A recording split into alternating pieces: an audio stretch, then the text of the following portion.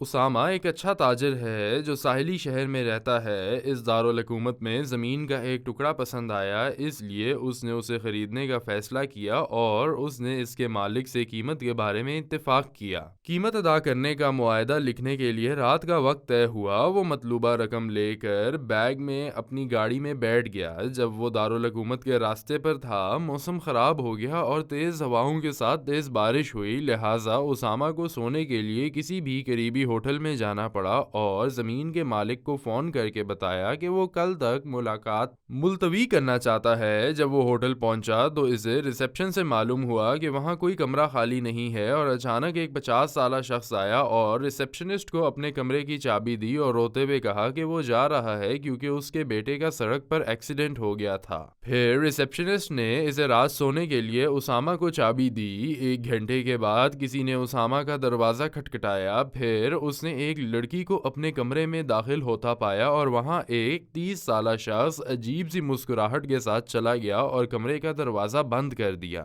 پھر وہ لڑکی رونے لگتی ہے، وہ اسامہ کے پاؤں چومتی ہے اور کہتی ہے مجھے ڈھانپ لو، اللہ تمہاری خطا پر پردہ ڈالے۔ اسامہ بہت حیران ہوا۔ اس نے لڑکی سے پوچھا کہ وہ اس کے کمرے میں کیوں آئی، تو اس نے اسے بتایا کہ جو شخص میرے ساتھ تھا وہ میرا شوہر ہے، میری اس سے 4 دن پہلے شادی ہوئی تھی اور آج وہ تمہارے پاس میری مرضی کے خلاف لے آیا ہے، جیسا کہ اس نے تم سے اتفاق کیا، اور اس نے مجھے دھمکی دی۔ مجھے کل پتا چلا کہ اس نے مردوں کے سامنے پیش کر کے پیسے کمانے کے لیے مجھ سے شادی کی ہے۔ چنانچہ اسامہ کو بہت غصہ آیا اور تھوڑی دیر سوچنے کے بعد اس نے نتیجہ آخذ کیا کہ جو شخص اپنے بیٹے کی چوٹ کی وجہ سے روتا ہوا کمرے سے نکلا تھا اسی نے اس کے شوہر سے طے کیا تھا، لہٰذا اس نے لڑکی کو یقین دلایا کہ وہ آدمی نہیں ہے، اور اس نے اسے بتایا کہ وہ ایک غریب گھرانے سے ہے اور اس کا گاؤں دارالحکومت سے 400 کلومیٹر کے فاصلے پر ہے اور وہ اپنے گھر والوں کے پاس واپس جانا چاہتی ہے۔ اسامہ کو نبی کریم صلی اللہ علیہ وآلہ وسلم کی یہ حدیث یاد آئی کہ جو شخص اپنے بھائی کی حاجت پوری کرے گا اللہ تعالیٰ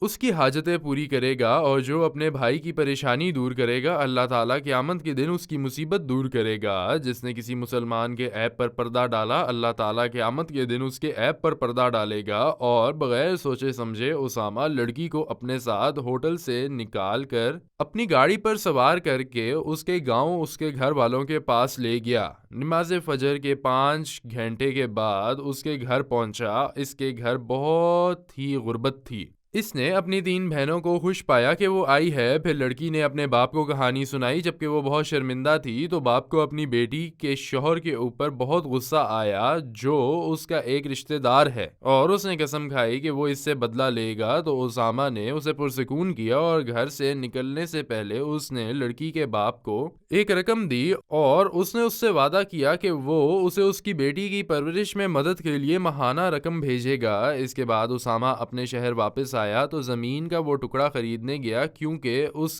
اس کے بعد اسامہ اپنے شہر واپس آیا اور زمین کا وہ ٹکڑا خریدنے نہیں گیا کیونکہ اس کے پاس پیسے کافی نہیں تھے۔ 1 دن کے بعد اسامہ کو معلوم ہوا کہ لڑکی کے شوہر نے اسے طلاق دے دی ہے تاکہ وہ اپنے رشتہ داروں کے درمیان ظاہر نہ ہو۔ اسے یہ بھی معلوم ہوا کہ جو زمین وہ اس سے خرید رہا تھا اسے اس کے لیے گرفتار کر لیا گیا ہے، لیکن وہ کاغذات جس سے اوپر وہ زمین بیچ رہا تھا وہ جعلی تھے۔ اس نے اللہ کا بے حد شکر ادا کیا کہ اس نے اس کے رزق میں بہت سے دروازے کھول دیے اور وہ اللہ کے فضل سے بہترین تاجروں میں سے ایک بن گیا۔ وَلَا تَشْتَرُوا بِعَهْدِ اللَّهِ ثَمَنًا قَلِيلًا إِنَّمَا عِندَ اللَّهِ هُوَ خَيْرٌ لَكُمْ إِن كُنتُمْ تَعْلَمُونَ ما عندكم ينفد وما عند الله باق ولنجزين الذين صبروا أجرهم بأحسن ما كانوا يعملون من عمل صالحا من ذكر أو أنثى وهو مؤمن فلنحيينه حياة طيبة ولنجزينهم أجرهم بأحسن ما كانوا يعملون